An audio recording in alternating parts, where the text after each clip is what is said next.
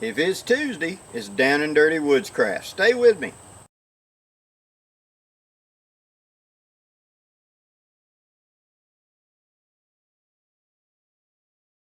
Okay guys, today let's talk about, I would like to take a moment and talk about somebody that got it right. And that was Nessmunk. Those of you that may prefer to call him Mr. Sears or by his pen name Nessmunk, I'd like to talk for just a second about how he got it right and how I'm somebody to in any way say he was right, but I think we had similar experience. And there are certain things in this world that times change and materials change, but certain things just keep coming back up. They stay the same. And whenever I did living history and we did long hunter stuff and we were toting haversacks and a belt knife and a tomahawk and a musket and things like that and doing it like it was the 1700s. And I did it like it was 1830s, 1840s, 1860s, after the Indian Wars, 1880s, you know. So many things just kept reminding me that it was the same thing, you know, sort of universal. Even to the point of me talking to soldiers who were in Vietnam, you know, and there was a good belt knife, a good pocket knife. And then they had something for chopping, which could have been a sharpened entrenching tool. It could have been an actual little axe, a short little machete, or some other device like a big buoy that some of them carried to be able to hack through things and stuff like that. They were in really rough environments. But if you put them side and side with the long hunters and Nessmunk and the Indian fighters and the people that fought the Seminole Wars and the people that fought War of 1812 and World War I, World War II, Vietnam, there's a lot of similar ground in what kind of tools they carried. The common man soldier, what he carried, because he had to tote everything. And so what gear was the common man gear? And then looking at what I chose after my years of experience, I see a lot of parallels between them. So let's look at what Nessmunk was doing. At the time Nessmunk picked up a pen, he had already been a writer, but now he was on up in years, and he was looking back and reflecting at his youth and the campouts he had went on and things for great hunts and fishing trips and stuff like that, and the gear that he carried. He carried a chopping tool, not a big heavy axe. He wasn't building a lot. He needed to be able to beaver chew off a couple of little bitty poles, saplings an inch or two in diameter, to be able to sharpen on one end and pound in the ground to make his little shanty tent. He carried a tent cover which was little more than shirt material that had been waterproofed, and he carried tacks, and he would sit up there and nail it to it, and when he got done he'd pull the tacks out, fold his shirt up, and go on. We'd call that an ultralight shelter today. It probably didn't have a great deal of durability, but it suited his purpose. He wasn't going out in extreme weathers. He was going out in known environments, known weathers. Okay? So, he carried a chopping tool for such things. Now, my choice, I've carried many types, but my favorite one is always going to be my kukri. Now let's look at what he was carrying. He was carrying a double bit axe.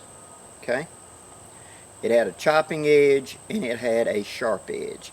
That way he had one he could split a little wood with and he could cut a little with. And he could turn it sideways for pounding in tent stakes, and he'd take the tip of it, of the top edge, and pull his tacks back out whenever he had nailed up his shanty.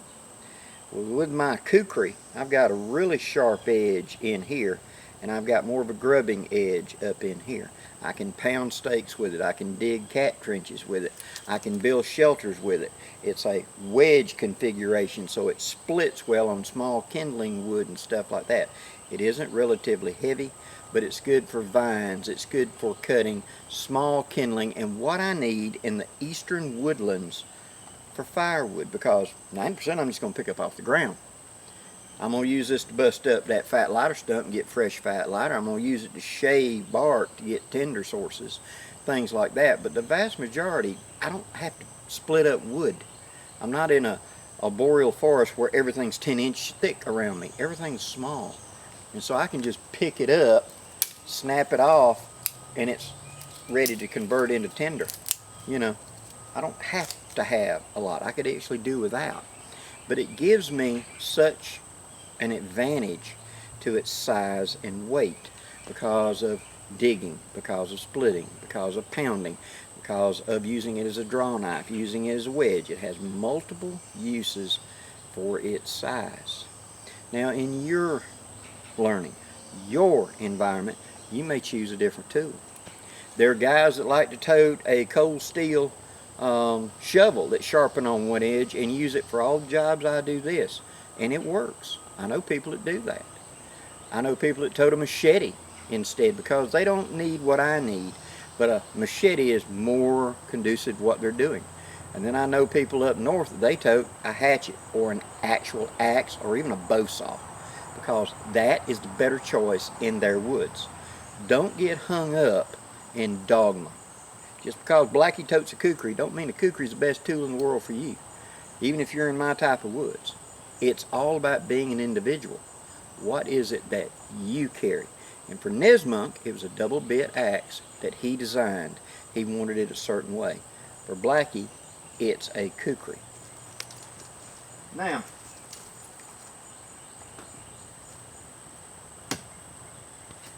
one step down. That handles the splitting, chopping, etc. jobs. But the true workhorse is your belt knife. Now for me, it's the Blackbird by WC Knives. I've lived with this design now around 4 years. And with my experience that I have, this is the knife for me. The prototype, which I still have and I still carry, was refined into this. And so this knife becomes everything I wanted because in that big section of general camp tool for carving, cutting, peeling, processing game, processing food, etc., cutting up, making things happen around the camp, anything I want a knife for, this fits my bill. Now for Nessmunk, it was a more of a curved knife with a hump on the back of it, which is basically a reshaped Skinner. And many people, when they look at that, think it's an odd shape and design, and it is until you get one and start playing with it. But then go a little deeper. Look into Nessmunk's teachings and his writings, and what he's talking about. He talks a lot about tins. He was carrying canned food, which was sort of a new craze at that time. Instead of being in jars, it was actually in tins, and you could get it. Well, that blade fit into them, and that back hump made it easy to scrape food out, and he's spreading it on bread and stuff like that. So that was a distinct advantage. It was also handy for flipping pancakes and things like that, and many other foods he talks about. That hump on the back would be good for. Plus, with the curve that it had the same job as my Blackbird. It stripped bark well for shaving bark to get tinder to create a fire. He doesn't go in depth into that, but that was a common practice in that day. And having a 90-degree spine on the back of a knife, and his being curved, did that. Now with the Blackbird, I've got the curve on the sharp side. And so I get all those advantages of a draw knife, a straight edge, kind of like my kukri, and etc. And even a broad flat tip that I can bear down and use for skinning and things like that. It becomes my one knife tool. But don't think of the one knife. There is no one knife. There's the perfect knife for the job. There's a whole lot of other knives that do the job to some degree. But what is your knife? What is your piece of gear? Nessmunk was that stag-handled curved blade. In his life and in his experience, that was perfect for the type of camping and outdoor bushcraft, woodscraft he was doing. And so because of that, that was his knife. For Blackie, it's the Blackbird. It fits what I want and need in a knife.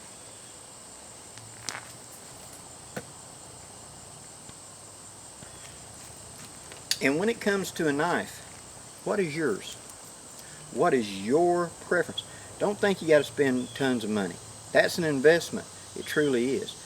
But the comparison that I put forward is this. Most of you have no problem spending hundreds of dollars for a phone because you want the features and ability, and you have the skill to make that phone do the job. It's worth it to you.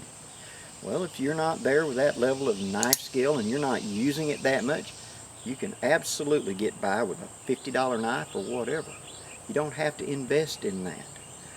But I invested because I am using it. So I invested in a handmade kukri from Himalayan imports. That's a panawal, which is a Ankola panawal. Chopper, meaning hatchet, and a full tang. I carry a blackbird knife because that's what I want to cry once and have the knife. That's where I'm going.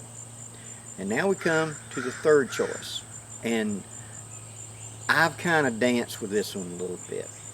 But I brought out a very old one of mine to show you. Now this is a 3-blade Stockman. This is a saber, and it was made probably in the 1960s, made in Japan. High carbon steel blades, nickel steel bolster. This was a cheap knife in 1970. It's got a clip point blade that will take a razor edge. Then it's got another blade. This was originally like a sheep's foot that's been reprofiled a little bit. Does good as a small skinner for small game because it's blunted down on the tip and you can bear down and get up under the hide, and that edge acts like a mini trapper, rolls up. And then finally, it's got a real little pen blade that's been sharpened up to be a true little scalpel for absolutely precision work. Now, why would Nessmunk want a knife like this? A pocket knife. This is the small detail work. Well, yeah, I can do that with a big knife. True. But even with all the features that I have with my blackbird, it's still a large knife. It does a great job, and yes, I can choke up here and I can do detail work. But there's some times when that can be a little awkward, and that's when the small knife comes in. Because I'm wanting to do precision carve something, or I'm cleaning something like small fish or frogs or something like that, and that's when a small blade does a better job because I can turn. There's such a narrow blade, it turns in such a small radius. I can do it. I can skin a squirrel with that kukri, but don't ask me to sell the hide when I get done. I can get the meat out, absolutely, but I'm going to butcher that hide doing it. With this, I could actually skin something and have a usable hide when I'm done. Plus the fact there are just going to be times when it's just better to pull out the small knife and do the job. A little knife can do a big job. It's just going to take more work. A big knife can do a small job, but it's going to take more work. So Nessmunk and I absolutely agree on the 3-edge system. He has a larger, heavier splitting, chopping tool. He has a standard belt knife to do 90% of his work. And then he also has a small pocket knife to do the precision work. This can be kept like a razor blade, razor sharp, because I'm not going to ask it to do any kind of heavy torquing or twisting. I got a belt knife for that. That's one solid piece of metal. There's no folding to it. It will hold up where this one would not. But those are 3 distinct notches that, in my experience of being out in the woods, come up over and over again. So, in conclusion, what is your choice for the heavy chopping, grubbing, splitting job? Axe, machete, bow saw, chainsaw, whatever. As long as you're willing to carry it, more power to you. What is your belt knife? What is it and what does it do? I'm not saying, you know, oh, you got to have a certain what. Are you happy? Because ultimately, that's the person paying the money, right? If you're happy, that's all that matters. Don't let anybody else tell you different. And what small knife? It doesn't have to be a pocket knife, but what small knife? I love my Mora. I didn't include it in this list, but I can do a lot of things with that Mora, but there are times even that Mora is a little long. And that little bitty pocket knife does a better job, depending on what I'm doing. So, define your kit, because that's what this is really about, define your kit. Nessmunk got it right. In the eastern woodlands, those three, the heavy chopper, the belt, and the folding small knife, will do 90% of the jobs I ever encounter. It's the great exception that those three won't one of them plug in and be the perfect tool for the job. But what is it in your woods? What do you need? That's the challenge today. That's your homework. What do I need? What do I really want? And what skill level am I at where I need this? Do I need better? Do I need to just practice more? Do I need a bigger knife? Do I want to try to do it with a smaller knife? That's the hard part. You've got to answer that. Hope this gives you some ideas, guys. Please leave any questions or comments below. And until next time, I'm Blackie, wishing you safe journeys. Have a great day, guys.